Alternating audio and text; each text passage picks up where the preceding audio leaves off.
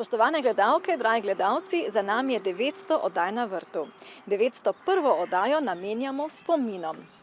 Prva oddaja na vrtu je bila predvajana 13. januarja 1996. leta in že kmalu smo v njej začeli z rubriko sonaravnega kmetovanja. Z ekološkim kmetovanjem nas je prva seznanjala Martina Šumenjak.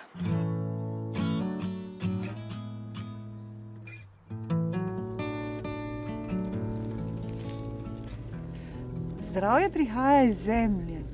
Zemlja nam daje vitalne moči, ki krepijo naše zdravje. Zato je zelo pomembno, kako negujemo tla.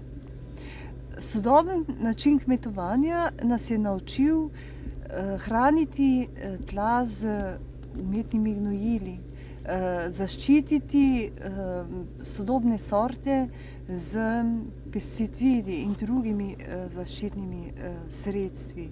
In kaj se je zgodilo? Ta zemlja je postala mrtva. In pridelki, ki so sicer zelo lepi, napihnjeni, debeli, sicer bolj slabega okusa, pa nam ne prinašajo več pravega zdravja. In še to, kar prinašajo, uničujemo z nepravilnim načinom priprave hrane. In zato je tako zelo pomembno vrniti se k zemlji. Če se vprašamo, zakaj nam daje gozd tako velik hektarski donos, če pogledamo po gozdu, vidimo, da rastejo izredno močna, velika drevesa. In od kod te moči? Te moči prihajajo iz zemlje in te moči kuhajo in pripravljajo talni organizmi, za katere smo ugotovili, da na teh južnih straneh, kjer malo posije sonček preko dneva, delajo tudi kasno v noč, celo po noči, če le ni prenizka temperatura. Kaj pa to pomeni? To pa pomeni, da bomo morali počasi skrbeti za to, da bomo pravilno negovali tla.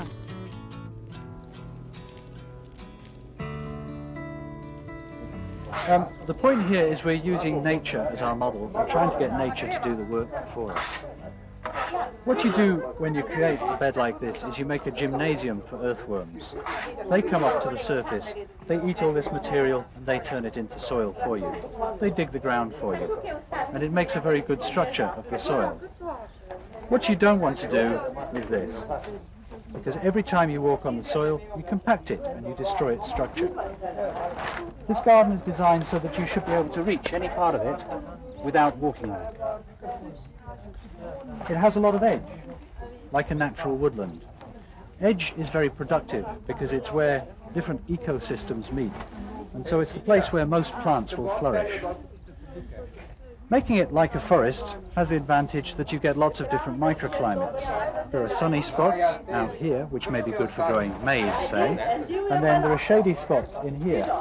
So at the back here we've planted some squashes, which like a little more water in the soil, and so the shade will help protect them. Also, by using the trees, we have a strong vertical dimension. There's a round bed in the centre of the garden where we'll plant a tree later. There's a pole there at the moment to show where the tree will be. So rather than having a vegetable garden, a flower garden and an orchard, what we have is they'll all be in the same place. And the trees will benefit because of healthy interactions with the flowers and the plants that are being planted around it. And also the whole garden will build a very natural population of insects. This way you have insects, butterflies, birds, and the whole thing stays in balance, just like nature. Diseases are rarely a problem in a garden like this.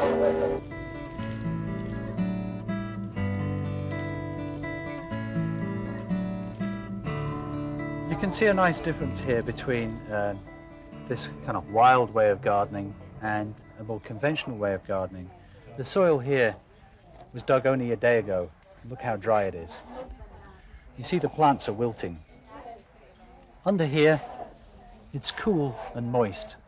Plants planted in here will need a lot less water and they'll be a lot healthier. Zastirni material mora biti suh, delci slame, sena, lubja, odpadlih listov in podobnega, pa veliki od 5 do 8 cm, da jih deževniki lažje pridelajo. Če vrt prekrijemo z odpadlim listjem, pa naj med njimi ne bo orehovih in listov divjega kostanja.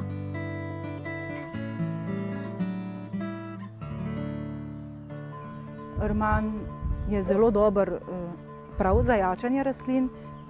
Biodinamiki uporabljamo čaj iz rmana in rastline, ki jih želimo ohraniti zdrave, z tem čajem zalivamo. Rman dobro uspeva na travnikih, pašnikih, ob poteh in na njivah. Če ga tam ne najdemo, je krivo to, da smo prehitro kosili. Raste posamič, še raje pa v skupinah. Je zelo skromna rastlina, ki ni občutljiva na vročino, sušo ali mraz, le premokrih tal ne mara. Nabiramo ga ob dnevih za cvet, ko so nežna socvetja že lepo odprta. Čaj iz rmana pripravimo tako, da del svežih cvetov ali pa posušenih cvetov prelijemo z vročo vodo. V vedro dam 2 veliki pesti rmanovih cvetov, prelijem z vročo vodo, pustim, da se tisto ohladi in potem še rahlo razredčeno zalivam k rastlinam. V kakšnem razmerju moramo razredčiti z vodo? Jaz to običajno delam 1:5 in pri meni se učinek na ta način pozna. In katere vrtnine potem s tem čajem tudi zalivate in kdaj jih zalivate? Ja, poglejte, zdaj v tem času so problematični na primer paradižniki, kumare,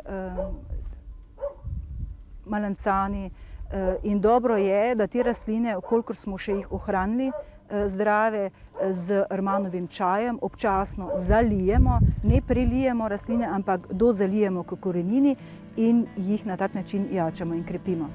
Z rmanovim čajem zalivamo tiste rastline, ki imajo šibkejšo rast, seveda pa čaj ne škodi tudi zdravim, močnim rastlinam. Najbolje je, da z rmanovim čajem preprosto nadomestimo nekatera redna zalivanja. Med zalivanji s čajem pa naj preteče vsaj 14 dni. Zalivamo zjutraj ali zvečer spodnji del rastline, kajti dobro je, da rman vsrkajo korenine. Lahko pa rman uporabljamo tudi kot kompostni pripravek, saj posušen in nekaj časa hranjen v jelenovem mehurju pospešuje razgradnjo kompostnega materiala.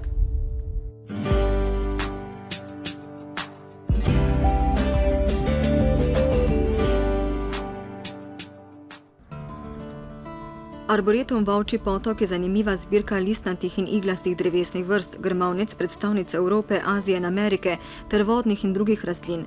V tem času pa znan po tulipanih, cvetlicah, katerih domovina je Azija in ki so jih pred dobrimi 400 leti iz Turčije prinesli tudi k nam. Čebulice tulipanov so nekoč pomenile pravo premoženje, z njimi so se bahali predstavniki višjih slojev takratne družbe. Nek avstrijski plemič se je poročil z dekletom iz Holandije. Na avstrijskem dvoru sta potem živela in njeni domači so ji poslali par čebulic tulipanov, ta jih je posadila in skrbno negovala, tako da so že po zimi zacveteli, ker vemo, da večinoma teh čebulic lahko silimo in zato cvetijo prej, pa vendar to vemo sedaj, medtem ko včasih je bila to še prava čarovnija in ljudje so jo potem zaradi tega obsodili, da je čarovnica in so jo zato sežgali na grmadi. V glavnem čebulica tulipanov je krojila usodo že včasih mnogim, kasnejših stoletjih je bila res tisto, kot smo rekli, pravi prestiž in mnogi so cele hiše prodajali zato, da so kupili kakšno posebno čebulico tulipanov. Izvorno je tulipan preprosta in nežna rastlina, prilagojena na življenje v polpuščavi, ki je pomladi hitro vzcvetela. Modni trendi križanja in žlahtnenja so tulipanovo podobo precej spremenili, tako da danes med preprostejše sodijo le še Darwinovi rumeni ali rdeči križanci. Medtem ko botaniki in žlahtnitelji tulipane ločijo po času cvetenja, velikosti, obliki cvetnih lističev in drugih lastnostih, pa ljubitelji najprej opazimo barvo njihovih cvetov. Najredkejša barva je črna, zato je črni tulipan tudi najdražja sorta. To je sorta, ki je najbolj podobna črni barvi, ime ima tudi Queen of Night, tako da je črni tulipan. Mogoče vsi, ki jo natančno pogledajo, vidijo mogoče malo bolj vijolično sorto, vendar to je dejansko najbolj črna sorta tulipana, ki se jo na trgu da dobiti. Kaj označuje to sorto? Pozna, ravno tako je pozna, zelo pozna zacveti, ko mnoge sorte že odsvetijo, pride ta sorta v svoj najlepši del, največji cvet v tistem času naredi, je pa prav tako zelo, zelo obstojna sorta, zelo dolgo zdrži tako na gredi, kot pa na sami v vazi ali pa, če jo pač damo v kakšen aranžma. V cvetanju je zdaj tudi sorta tulipana Mozirski gaj. Ob prvomajski razstavi v Parku slovenskih vrtnarjev v Mozirju se je šele začela odpirati. Gre za posebno sorto tulipana, ki jo je podjetje Holland Bulb Market pred nekaj leti podarilo mozirskemu gaju za njegov 30. rojstni dan. They are out of two species, a white one and a yellow one. And I have here two pictures to show you. Which two varieties are these? It's white triumphator, it's a lily flowering, and we have West Point, it's also a lily flowering. And out of that, we developed the Mosirsky Guy tulip. And Although one variety is white, the other is yellow, Yep. but there is also some red in Mosirsky Guy. yeah, it is Why is that? possible. It's possible that the elders of the white or the yellow one has a little bit red or pink in it. And then they come out when you have a new variety. It can happen that one of the oldest families can give color to a new tulip. So that's possible.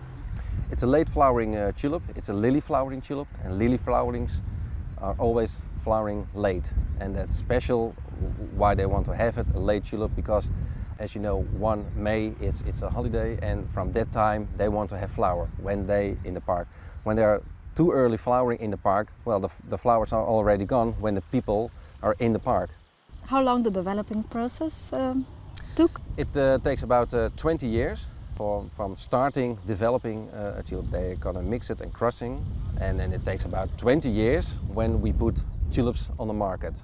And the Mosirsky Guy is now only a little bit, so it takes a few years to have a big amount of bulbs to well, give everybody bulbs. Although this tulip is now approved, it is a new variety, it is not available to everyone. It's a kind of a special edition just for Mosirsky Guy. Yes, this is special for Mosirsky Guy. When there are enough bulbs, Mosirsky Guy Park wants also to sell or give away bulbs in their park. But now we have only tulips available for planting in the park.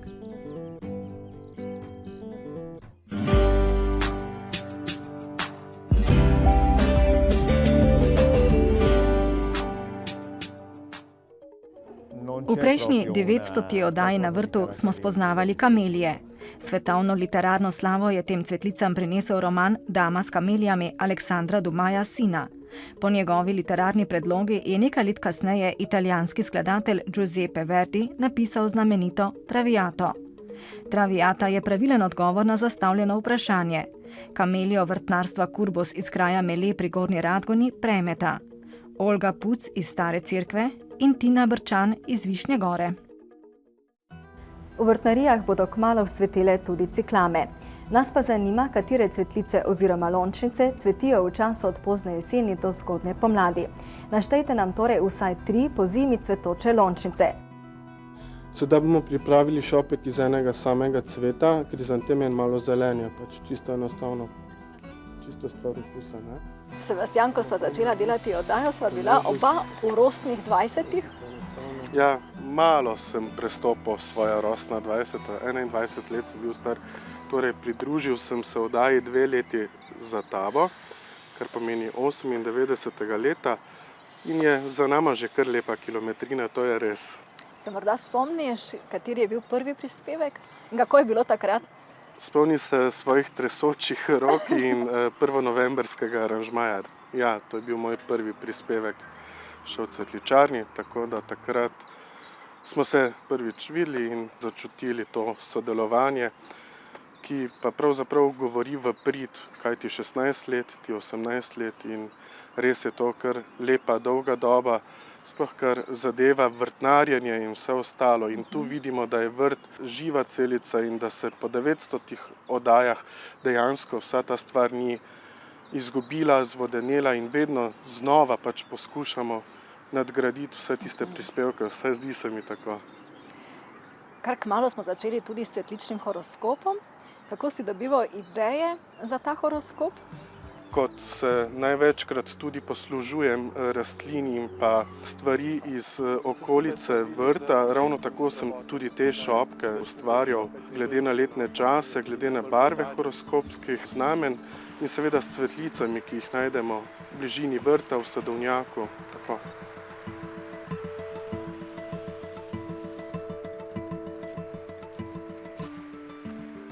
Med 21. aprilom in 21. majem je čas bika, to je horoskopsko znamenje ki je drugo v zodiaku, in pa zanj so značilne močne, tople barve, ki so lahko kontrastne, kar pomeni rumena, živozelena, rdeča in od cvetja zelo primerna rastlina za to znamenje je ravno ta ripeča zlatica.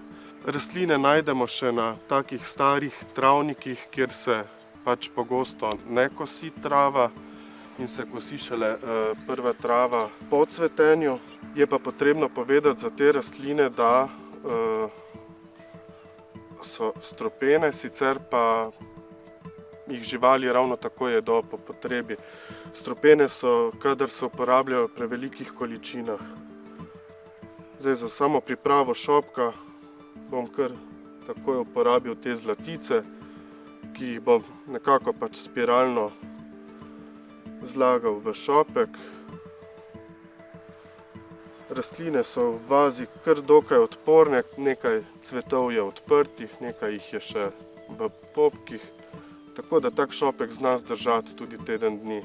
In kot sem že prej povedal, so za to znamenje značilne pač kontrastne barve, zato sem kot rdečo barvo tu uporabil kar veje rdeče slive, ki naredi en krasen tak topo kontrast med rumenimi zlaticami in pa še kasneje zeleno barvo, za katero bom pa dodal kar snežno kepo, ki še ni v polnem razcvetu, tako da je še namesto bele zdaj še v zeleni barvi. Kepo pa sem tudi dodal tako, da so veje nekako spiralno vezane, glede na ostale veje v šopku, tako da tukaj zdaj edino, kar lahko storimo, je, da šopek podrežemo. V primeru, ko gre za lesnate rastline, lahko še te dele, sploh pri snežni kepi, prekoljemo. Tako je več možnosti, da sam cvet dobi dovolj potrebne vode, tako da bo obstojnost šopka pač daljša.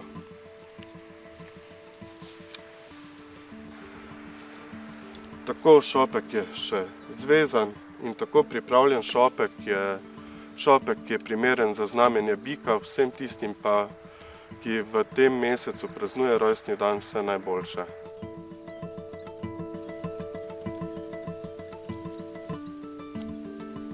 Pa se morda spomniš kakšne prigode na terenu ali pa kaj ti je ostalo posebej v spominu? Ja, vem, da tu in tam, to Irena tudi sama veš, se včasih pri kakem stavku kaj zalomi in ko ponavljaš, je vse skupaj že tako smešno, da včasih lahko traja taka zadeva tudi 10-15 minut prej, ko iz sebe spraviš in se zresniš pač tisti stavek. Je pa seveda humor potreben, da se lahko dobro razumemo in kar nekaj let preživimo skupaj. Absolutno, saj pravim. Ta kilometrina je pokazala, da pravzaprav delamo, jaz vsaj mislim, v dobrem duhu en z drugim in pa seveda so tudi odnosi dobri. Verjetno sva tudi zato tako dolgo že sodelavca. Tako da, kar se tične...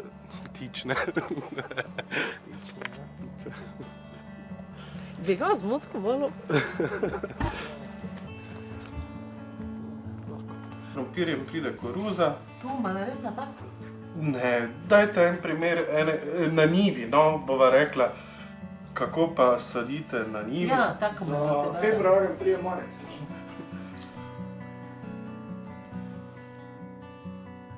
To bo zdaj na vrte? Dobro.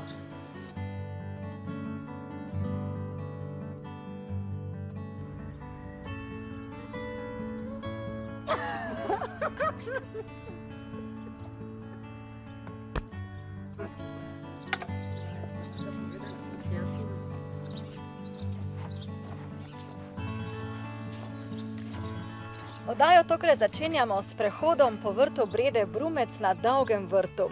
Vrhu. Na Dolgem vrtu.